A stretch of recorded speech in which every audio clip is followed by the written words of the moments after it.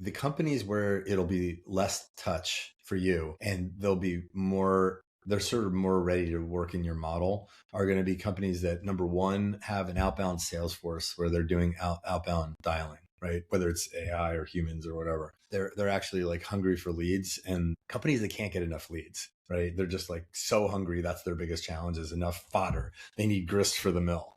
Right. And they are out there. Like, I'm thinking of these like mass, like solar leads companies and roofing leads as well. Those are the two of the biggest ones.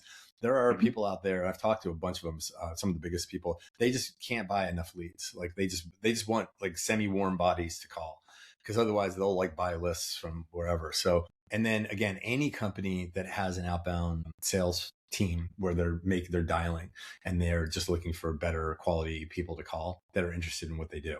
If you can find organizations like that, they Yes. will be very, as long as your data performs for them, and better than the baseline that they're already getting, or at least as good, you can keep those types of clients. But again, those are, they're not a dime a dozen, but they are out there.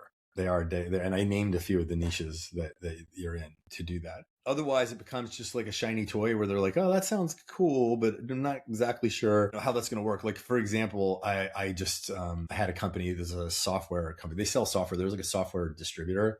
They sell different in a vertical, and there are two salespeople on that team. And what I normally find out in the first couple of months is like how good how much on board the sales team is with this new data thing, and if they're actually using it. And usually, what I find out is that they're kind of like, they don't, kind of like you said, they don't believe it.